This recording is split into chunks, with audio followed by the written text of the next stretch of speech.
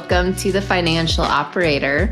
I have a very special guest today. They're all special, but especially this one because we work very closely together, and she will be potentially editing her own podcast here in a minute after we're done recording. But I have Chloe Pena from Day of Socials. She does all of the social media management, creating all of the content and everything that you see on the marketing side for MKB.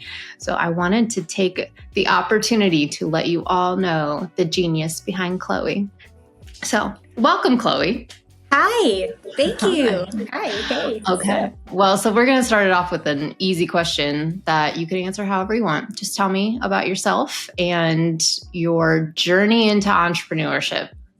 Yeah. So my name is Chloe. I'm born and raised in Miami, Florida. Day of Socials specifically has been around for almost 4 years, or 3 years. No, almost 4 years. Yes. And I'm the numbers person. She's the marketing person. Yeah. Listen, anything with numbers automatically, goodbye. It's not happening. Actually, fun fact and ADD moment, veering off, but I celebrated our birthday the wrong month for the first 3 years of business. I was like celebrating it in August, and one day like a friend of her, she was like, Chloe, it's April. And I'm like, what? How do you know that? And she's like, because I hired you. You were the first person like to hire you. And I'm like, oh my gosh. And then I checked, and I even went back to Sunbiz and did all the things, whatever. Anyways, so were you late or early in celebrating? I was celebrating in August, and it was really April. You were like 4 months late? Yeah, I was late. I don't know why either. Like, I don't know why my brain starts with an A. I have no idea. But it wasn't until the third birthday that I was like, oh my gosh, we've been doing it wrong this whole time. Anyway, so Day of Socials has been around for like 3.5 years. And social media has always been a part of my life in like when social media came to be, right? Like in high school, like MySpace and Facebook, right? And people would like pay me to like make their MySpace look cool, or like their Facebook or whatever. Or before Facebook had Facebook businesses, I remember I was working for like a boutique, and I made like, if the name of the boutique was MKB, right? I would do first name MK, last name B. Like I would try to, or you know what I mean, do that with businesses. I did that for the boutique. So like make a Facebook business page before there was business pages on Facebook, things like that. Mark should give you some like royalties or something for coming up with that idea. What? Honestly, I gotta hit him up. I gotta hit him up and talk to him about it, because I did do that. And then Facebook business came out, and I'm like, cool, all right, this makes my life easier. But I jumped around. I've worked in every industry ever, like everything. I've like managed kickboxing studios, to like being a substitute teacher, to like restaurants, everything. I've done everything just because I'm very curious. But the one thing that stayed consistent was social media. So no matter what job I had, I was doing someone's socials. And the funny thing is that I actually hate social media in terms of like what it is. The tagline of my company is literally "get off your phone." So my family makes fun of me. They're like, you hate the phone so much that you made a business where it's all about like you being on your phone. And I'm like, but if someone else could be off their phone, then I'm so happy. But yeah, Day of Socials started honestly like 10 years ago in theory, but not on paper until the 4 years. And it was at my sister's, my niece's birthday party. And I think she was turning like 4, and she's 16 now. So this is a long time ago. And I was watching my sister like chase the kids around, you know, like with the cupcakes and making sure this one is not jumping in the pool and like running all over the place. And then at the end of the party, of course, and we've all done this in some capacity, you send the mass text, and you're like, can you send me any pictures or videos that you took, right? Because as a mom, you're busy, like you're hosting the party. You don't have time to like take out your phone and pose. So I remember telling my sister, like, okay, next time I'm just going to take all of the videos and all the pictures, and then I'm just going to send it to you so you don't have to send the mass text to everyone, and then they give you terrible photos anyway. So that's what we started doing. And then it wasn't until 2021 that I was actually like, oh, this is going to be a business. At the time, there was no event-based only content creators. I found one company that was doing it. And if they were around, they were really bad at marketing, because I looked online to try and find people that were doing event-based. And I found one people, I think they were like in Texas, but definitely in Miami or South Florida, it literally didn't exist. We used to have on our Instagram like Miami's original, but I took it off because I didn't care anymore about being first, you know? But yeah. Oh, I feel like that was so long-winded. Did I answer the question? You did. Okay. So you kind of had all of these things that came together. You like pulled all of these pieces. You were like, the one thing that I'm really good at for all of these businesses is running the social media for it. Yeah. And, you know, okay. So how did you specifically decide on events? It was from your niece's birthday party. You were like, if my sister needs this, and everybody else needs it too. Yeah, because then I just started thinking of like all the events, and I'm like, oh, you can use this at a kid's birthday party. Oh, at a wedding. Oh, at this. And I'm like, oh, this is genius. And again, like that thought behind it is like, people could be off of their phones. Like people could be present and they don't have to be glued to their phone, and they don't have to miss the moment. But they could also have the best of both worlds, because they don't have to miss the moment, because they can live in the moment, and then they could rewatch the moment when they get the content, like when they get the videos back, you know? So for me, I'm like, this is my whole heart. This is perfect, you know? Because I think this is also important here, because like you also do like weddings and showers and like all of those kind of things too, which weddings, obviously people always have photographers, but in this age of like TikTok and Instagram reels, like your photographer is not necessarily the person that should be putting together your reels from the event. So do you focus more like for those kinds of things? Or are you just putting together reels of pictures or like videos? Tell me a little bit about that process. So it's mostly videos that we're doing.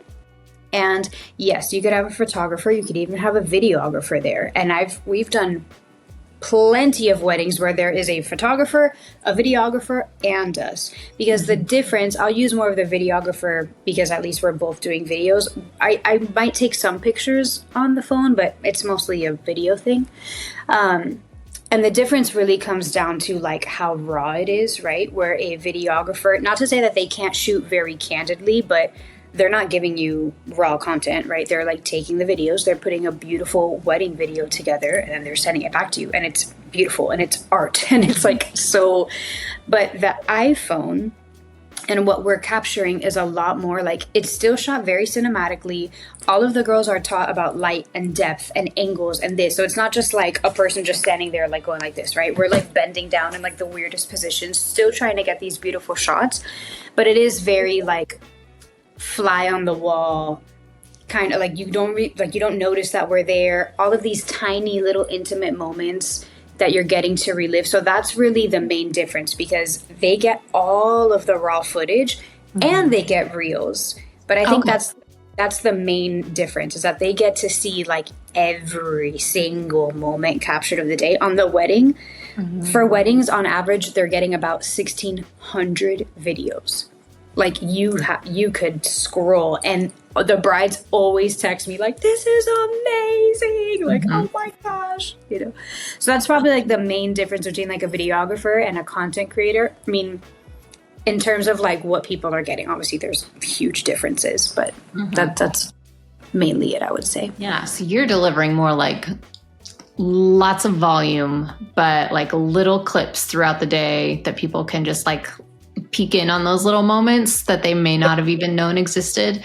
And then they can, that's a huge part of it that they may not know existed, because it's like maybe while you're getting your like makeup touched up or something, like one of our content creators is like filming the dance floor, and you get to see this super funny moment with your uncle and your grandma on the dance floor, but like you weren't actually there in that moment, but now you get to, you know. So it's like there's so many cool things. It's like getting the shot is a cool thing, but then also like these little moments that you had no idea happened that you now get to watch and be a part of and forever.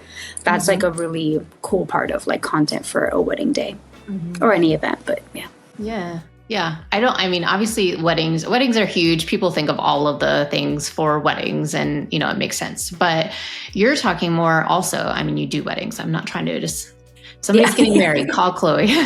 But you're talking about smaller events too, like those baby showers, birthday parties, things like that, where there isn't a dedicated person making sure that there's actually content from the day or for photos, whatever it may be. So you're just kind of like bouncing around. And since you more than likely are not part of the family or whatever, you're not like stuck talking to somebody for the entire time. You're just kind of like that fly on the wall and being able to observe from a distance. Yeah. That's literally it. We do. Yeah, the baby showers are always like so fun, or gender reveals are also super fun, or proposals. Like I get so nervous in proposals and gender reveal moments. Like I get nervous for them. I'm like, oh my gosh, especially like the proposals like freak me out. I'm like this. I'm like trying not to like shake. I'm like, I need my gimbal. I need the stabilizer so that my phone doesn't shake. And like I sit there and I make sure I'm like, okay, it's recording, right? Like, how many times like you go to record something, you're like, man, I wasn't recording. And when you're pressing the phone, can you do that again? Ask her again. You know what? Let's just start from the top. And it's so nerve-wracking. I get so nervous, but it's awesome. It's so great. That's so funny. Okay, so it started as like an event kind of thing, but you have shifted over the years. You've, in your 3 to 4 years of existence, right? You've started in events, you've dipped your toe into the business world, and you're doing like monthly social media management for multiple clients. So tell me about like the journey, like once you started, how has business been? How's life? Yeah, businesses came in. So I used to manage social media accounts like fully, right? Like for all those years, like I was saying. I took a break, honestly, because it was a lot of like, I want likes and I want views and I want virality and blah, blah, blah, and all this stuff. And it just ended up like draining me so much because I was kind of falling into that trap as well. Because it's like, if that's what my clients were wanting, that's what I needed to produce. And because that's all I was like producing, it drained the like heart and creativity and like passion and connection out of it. So I totally got like burnt out and I was like, I'm never going to manage an account again. Like I just can't do it. But after taking a break and then starting Day of Socials, Dose, and doing the events and whatever, then I had people start reaching out. Well, would you manage my account and whatever? And I thought about it and I'm like, okay, if I could manage the account in a way that, number one, I'm being upfront with clients or potential clients, like, hey, if we're going to do this, we're going to do it like through heart. We're not going to chase numbers. We're not going to do, and whatever. I just thought like, if I make this very clear of like the type of people, it doesn't make it bad if you want like the likes and the this, all that doesn't make it bad. It's just not my style. Because at the end of the day, I say it all the time, I'd rather you have $20,000 in revenue come in than 20,000 followers and no revenue. Like I'm not interested in like the spikes of the numbers. And more and more and more and more and more, we're seeing things come out where people are saying like likes literally don't equal anything anymore. Like it just actually doesn't matter. So with that being said, we started marketing this part of Day of Socials and just kind of talking about like, okay, but we're looking for these type of people. But if you're, just really making sure that we were finding our people. And we did. So now we have quite a few business clients, like our private business clients. And it's so fun because it's all over the place, right? We have financials. We have lawyers, we have interior designer. Like there are so many completely different estheticians, Pilates. So we have blue collar, white collar, pink collar. That's like a fun one now that people are saying online, like I have a pink collar job. I'm like, this is so cute. I love this. So a lot of different types of industries. And I think we have finally found the balance of like structure and okay, how to do this, but also we're not losing our heart. We know how to talk to people. We're not chasing silly numbers and stuff like that. You know what I mean? Mm-hmm. Yeah. And that makes sense because, I mean, if you're spending all of your time worrying about your social media, you are not doing your business justice. I agree with you on that too. And I think there's probably like 100 case studies or more about like, I don't know if I'm on TikTok too much probably, but so recently there was a TikToker. I can't remember I think his name was like Hub's Life or something like that. I don't know if this sounds familiar at all, but he got famous on TikTok. And all he was doing was these like vlog style TikToks where it was like about his 9-to-5 job. Like he would do, start in the morning, packing his bag, go to the office, record himself. But they were virtually no personality, I'll say. Like they were like silent vlogs, if this makes sense. Like he's just recording. Yeah. And then I think it was over the summer, he quit his 9-to-5 and he tried to do content creation full time because he was getting like hundreds of thousands of likes, if not millions of likes on all of these videos. And he was probably making money from that. I mean, TikTok, I'm sure, was paying him for these, like the engagement, whatever. But then once he quit, he then has to completely change all of the content on his page because he no longer has a 9-to-5 job. He did not do any like transitionary phase where it's like, okay, well now I'm going to start talking about whatever, right? He's completely switched it up. And so now there's like this uproar, if you want to call that, on TikTok about like, because he's not making any money because nobody is watching his videos anymore. So he's going on like TikTok live and basically begging people to pay him money. And so I guess I'm saying all of this because if you're spending all of your time worrying about how many likes you're getting, but none of those likes are turning into like people that are actually liking you and liking your content and wanting to do business with you, then it's meaningless, right? Like it means absolutely nothing. You want to know something so interesting? Sophia Richie. Mm-hmm. So obviously, like, she went from like super party girl, right, to all of a sudden like old aesthetic, rich money, like, right? She totally like switched up and like she blew up. Listen, she was already huge. Obviously, she's Sophia Richie, but she totally like major rebranding, PR galore. Like she went next level, and she just had a baby, and her content has now switched to like her making pancakes and like her being a mom, and people are like, this is not what I signed up for. Mm-hmm. Which I'm sure she's fine with, but it just goes to show you that like what you decide to put online, if you are just going for likes, for this, for whatever, and it's not something that you can like keep up with, it's not sustainable and it's going to crash at some point. And that's why like I don't like to chase like trends. Okay, like this is popular, this, because number one, the times are the pendulum is always going to swing, right? Mm-hmm. Like for women, it was like hustle culture. Yeah, this is the best thing ever. And now it's like, I'm soft and like, I don't want to lift a finger. But like soon that's going to be not cool anymore. Then it's going to go back this way. So like, if you just go with what's trends or what's going on or what's going to get the likes and views, it doesn't actually serve you long term. And it's not getting your clients. So it's like, that's when I say like, we need to be authentic. I'm not saying like you need to share your breakfast. I'm saying like, what is your heart? What is your goal? Who are we talking to? And how can we attract them?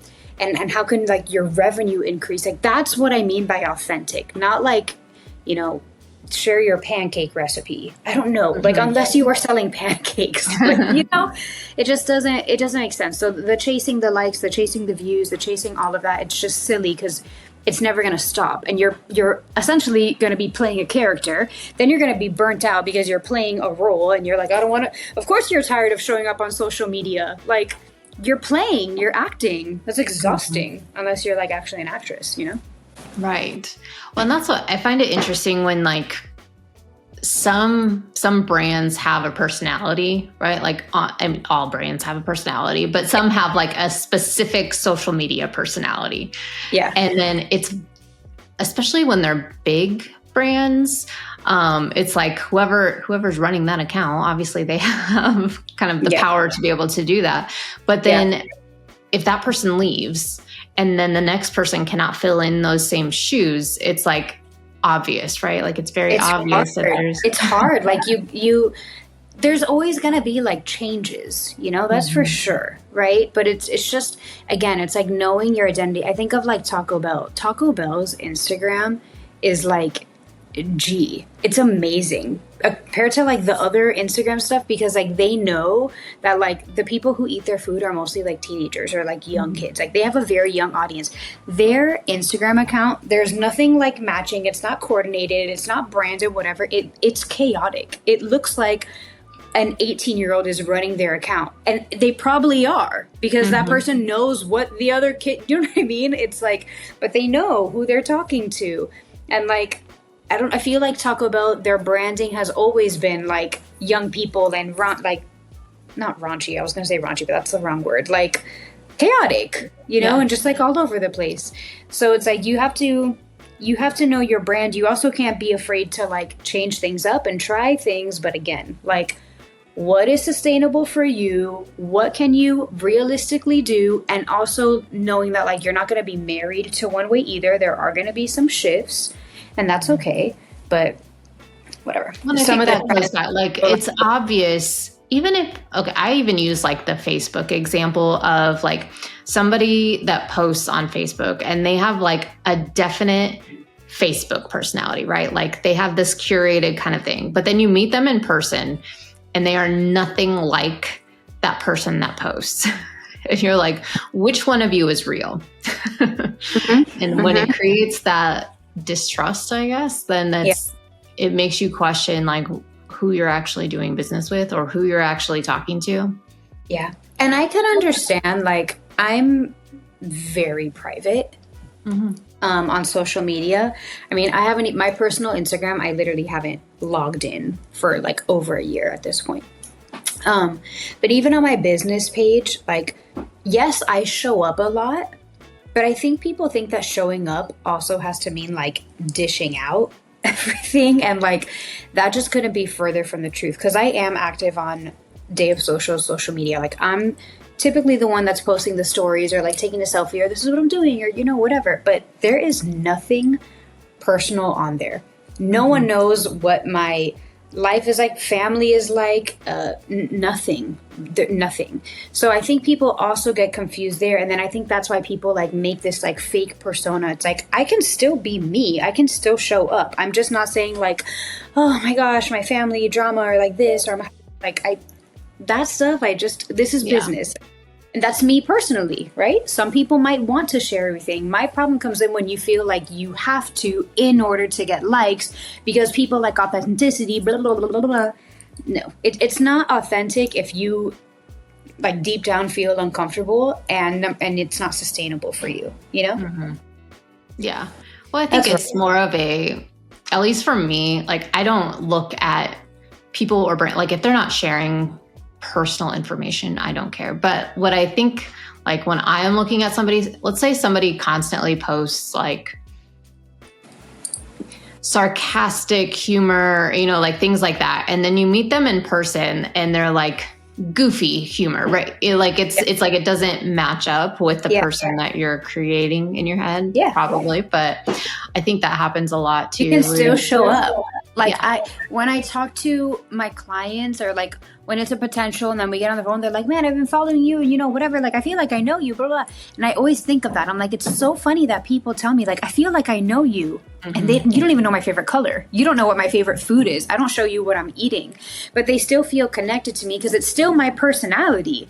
I'm just leaving out intimate details of my life, but it's still me. So it's like the way that I am here is the way that I am in all the places. I'm just not telling you the details, because I think that burns, I know that it burns people out to share so much, Yeah, I agree. And it's like, it becomes a weird, because I am fairly private too. Like I don't really share a lot of information about my life or what's going on. Yeah. But then it almost be like anytime I do, and then I see somebody like in real life and they're like, oh, like they bring something up that you posted on social, and I'm like, how do you know this? Well, I used to, on my personal Instagram, I used to get very personal for sure.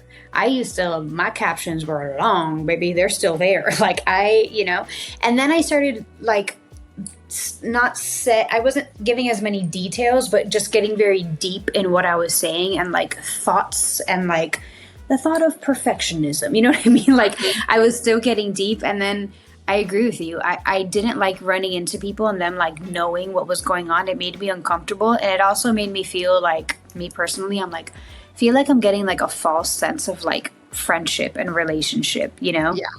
So now I'm like, if I'm dating someone and you are in my life, but if you're not in my life, like not that I don't want you to know, but like, you know what I mean? I want you to know because I told you, not because you like looked at my Instagram or, you know what I mean? It's like weird. I think it's funny. And everyone I'm sure has had this happen too. Cause it's like, you'll be, I don't know, Facebook friends with somebody or Instagram follows. I don't know what you call it on Instagram, with somebody. And it's like, you feel like you know them, right? Like, because there's that like parasocial relationship going on.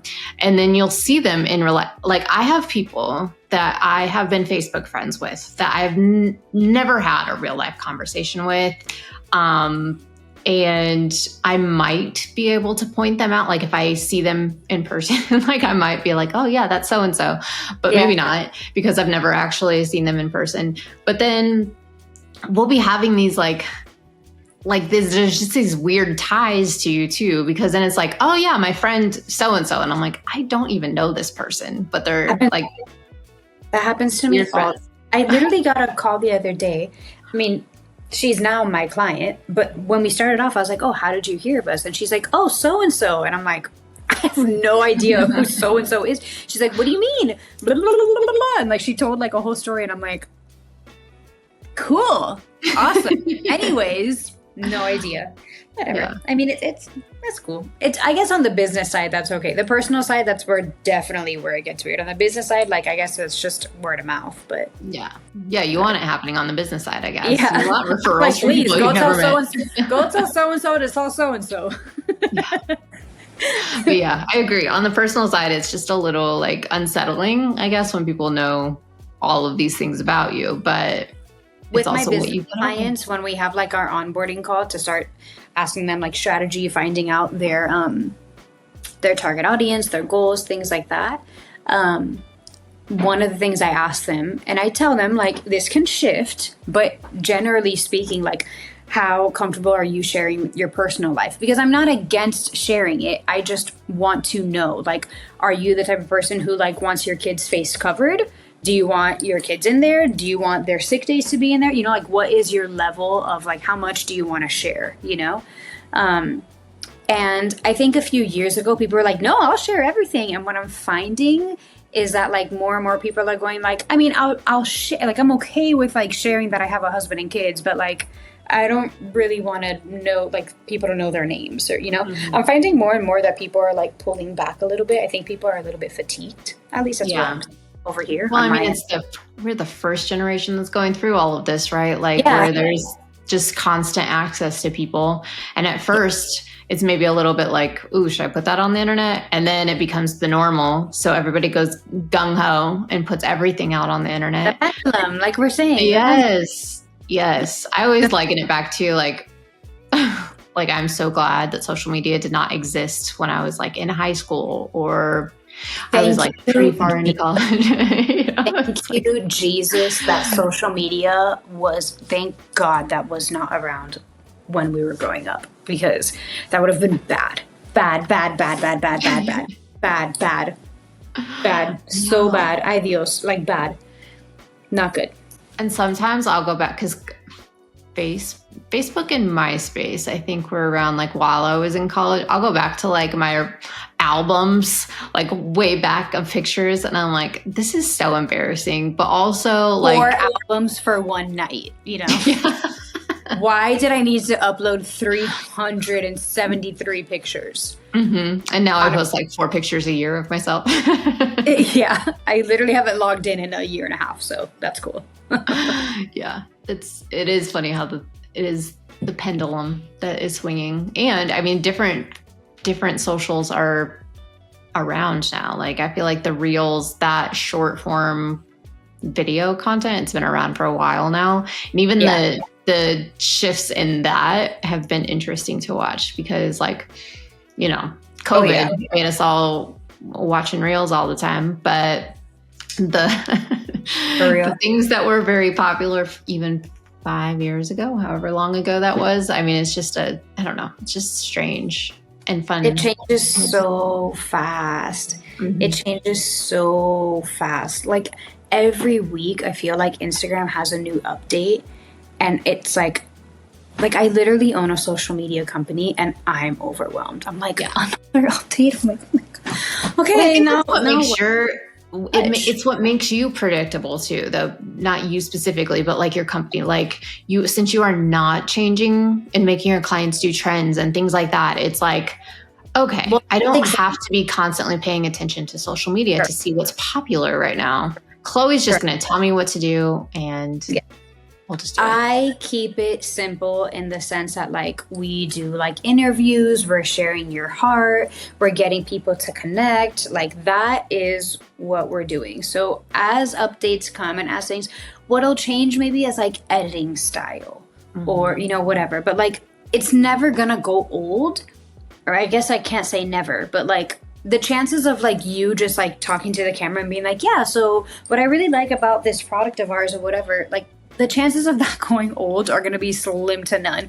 Now, maybe how it's presented, maybe how it's edited, things like that can be like more current or with the date. But like as a whole, like how it stands, it's like, no, it's a human talking about their product. That's what would happen if you walked into their store. If you walked into, I try to like keep it the same way. Like if you walked into the store, what would you do? Hey, great store. That's a comment in real life, right? So if someone leaves a comment, if someone walked into your store and was like, man, your store is great, you wouldn't just look at them like, you would respond, thank you so much. Maybe you're short. Maybe you don't have to turn it into a whole conversation. But it's the same thing. Like when someone leaves a comment on your Instagram, I'm like, say something back. Like say something, respond. In real life, you would. Like you wouldn't just look at them. It's the same thing. So that stuff, like, just being a basic human is not going to get old. And that is the heart of Day of Socials, that like, it's not that I love social media because I love algorithms and like data and blah, blah, blah, blah. The reason why I love or am good at social media is because I just love humans. I like connecting with humans. So I'm just like that humanity part of it, the social part of social media, like that's what I'm good at in reality. Do you know what I mean? It's the connection. It's not the algorithms or blah, blah, blah, blah. That stuff, like, cool. That's it's really that creating the connection, creating community with your social media, like all of those things that draw people in. Yeah, and that's just our style, right? I like to say social media is like, if you ask 10 different people how to lose weight, you're going to get 10 different answers. And that doesn't mean that there's 9 wrong things, and there's just different ways to get there. And I think social media is the same. I think a lot of things are the same way, but social media, like, definitely, you know, it's like there's different ways to go about it. It's not about what's right or what's wrong. It's who do you connect with, like the vibe of what it is. I've had people that they tell me their goals and I'm like, hey, you know what? That's not really our vibe. I can give you people who that is their vibe, you know, very trend heavy, very virality heavy. And that's totally cool. It's just not what we're about. I'm more concerned about connection, storytelling, and just like sustainability of your business internally and externally too, you know? Yeah, you're more like the marathon runner versus the sprinter, right? Like you just want like consistent movement over time and kind of that consistency instead of like short bursts of speed that you have to do a lot. Yeah, not interested. Not interested. I mean, I don't know how you feel, but like if you go viral, a lot of people, it's like it's like a high, like they want to keep getting that high, and it's like, it doesn't mean anything.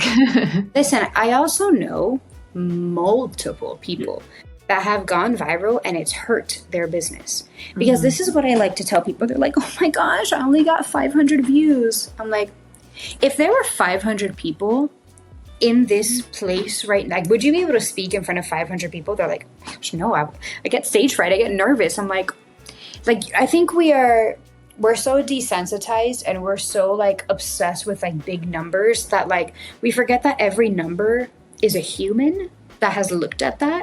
So when you look at 500 views and you get like, it's like, no, hold on, wait a second. You wouldn't be able to handle 20 emails that came to your business right now. If 20 people emailed you in this moment, you would be like, I don't know what to do. Like, it's a lot, you know? So it's like, I think people chase the numbers not because they're ready for those numbers, is because it's a comparison game. And it's just like, it's a popularity thing. But they're not actually ready for the numbers that they want. Like, I want 10,000 million trillion views.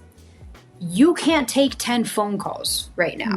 What are you going to do? So I know personally businesses that they've ended up getting hurt and ended up losing money because now they're, you know, like kind of like when Groupon came out at first and a lot of businesses shut down because of Groupon. They literally couldn't produce, and it hurt their business so much that they literally went under. It's like almost the same thought process. Do you know what I mean?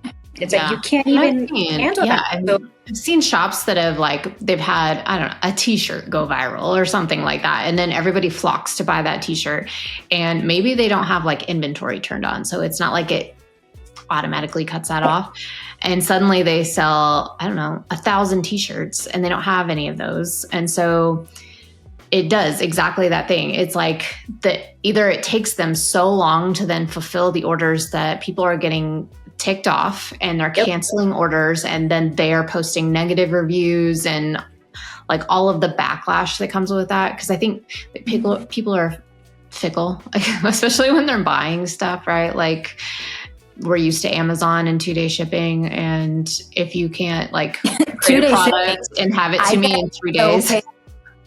I get pissed when I look at an Amazon thing and it's not like overnight. I'm like, or it's not same day. I'm like, are you kidding me? I have to wait 2 days. And I'm like, Chloe, get it together, girl. 2 days is literally had this happen over the weekend. I had some things in my cart that like Friday, I was like, I could have them by the end of the day on Friday, but I didn't order them because I was like, oh, they're like same day shipping. I can get these anytime. So I ordered them on Saturday and it put me on like normal shipping. So I got one of the things yesterday and another thing is coming today. And I'm like, what is this? I read this on Saturday. Why is it here? Ridiculous. And then at the same time, I'm like, I want to live on an island and not have a phone. And I'm like, I can't get this in 30 minutes. Like the polarity of my brain is just absolutely insane. It's just, you know, but it's okay. We're all spoiled.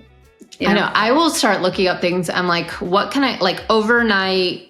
Whatever. I'm like, can I get this like by tomorrow? Like, I don't want to wait. But yeah, I'm the same way because I'm like, this is terrible. It's terrible for the environment. I can wait. Like, I can do this. Why are they No, I can't. Like, you know what? You know what I love that Amazon does, and I hate when they don't give me the option. When they do, you know how they like on Wednesday, fewer trips, or Thursday, you know, like they push it back. But when they do have the one that it's like, get a, what are they called? Yeah, the credit. Credit. Yeah, I will wait a week. I'm like, I'll wait. You're going to give me $1? Absolutely, I will wait. Dude, the dollar credit thing for movies, I don't know why it's so huge to me. I'm like, when they don't give me that option, I'm like, you're not going to offer me $1 to get it on Friday? Reward me for waiting. Reward me for waiting so I could watch a good movie. I know. I was eating those. I haven't even seen one for a while. Did they do away with that? Have they? I don't know. I can't remember. Possibly. Because I feel it has been a little bit. Mm-hmm. I hope not. Now you're going to make me wonder. Like, I'm going to start looking at because I really enjoyed that. And I'm not going to push it back with no reward. Like, get this on Thursday just because? No, friend. It saved you a trip? Ugh. That's your job. I see you every day in this neighborhood anyway. You can't tell me that it's actually honestly, like if my neighbor's going to get a package, so am I. Mm-hmm. Okay, so back to marketing. Okay, Really? so if somebody wants to work with you, what do you offer? Let's say it's a business. What kind of packages do you offer? Yeah. So businesses, all of our packages are like daily posting. I'm pretty sure. I think there's one that it's not. It's like 3 times a week. But it's like daily posting. We meet, I think one really cool thing about our content sessions is that we meet every other month.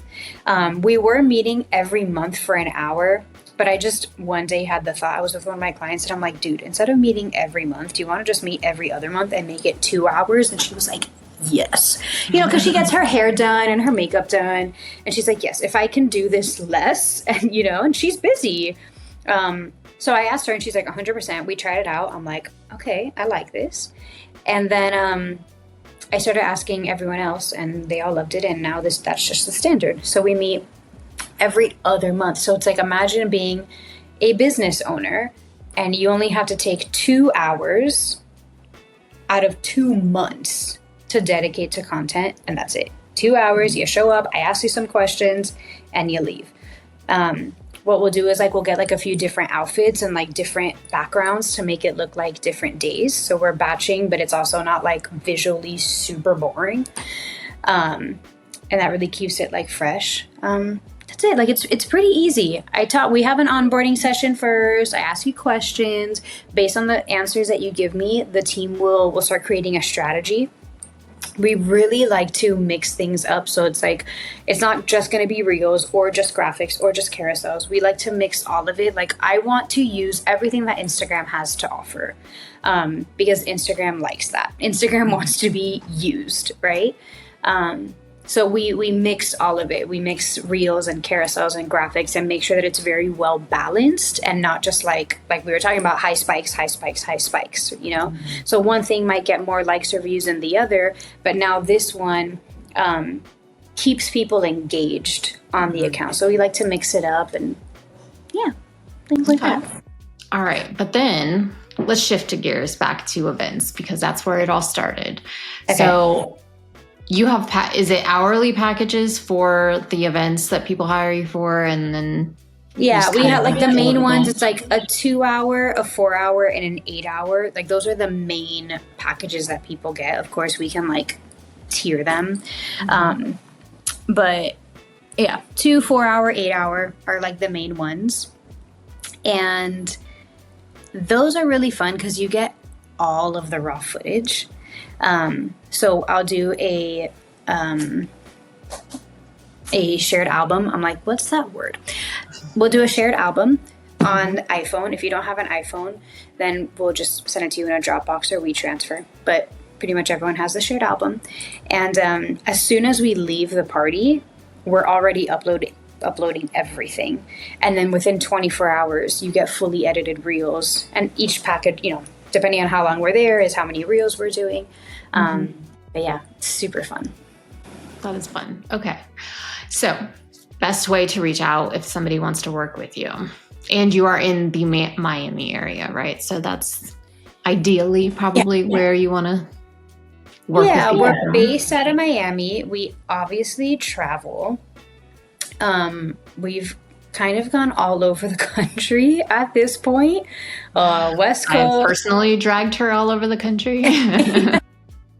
Arizona, Kansas City, or not really Kansas City, but kind of Kansas City, whatever. But we've been all over the country and it's really cool. So yeah, we're based mainly out of Miami though. Best way to reach, I would say Instagram, honestly. Miss, I don't have a website yet. It's under construction. Has it been under construction for 3 years? Yes. But it's almost done, it's a piece of art, Really, we're really taking our time. We're really making sure that every button is so clickable. But yeah, I think Instagram would be the best way, which is at Day of Socials. Day is singular and socials is plural. Happens often that people say days of social. No, day of Like socials. days of our lives. Yeah, honestly, it happens all the time. People are like, I sent you an email. And I'm like, did you put days? And they're like, oh, yeah. And I'm like, it's okay. It happens. Yeah. And then, I mean, either send us a DM or there's the link in the bio, which takes to Honeybook, which is like our inquiry form. And you can literally fill that out. That's probably the easiest way. Okay.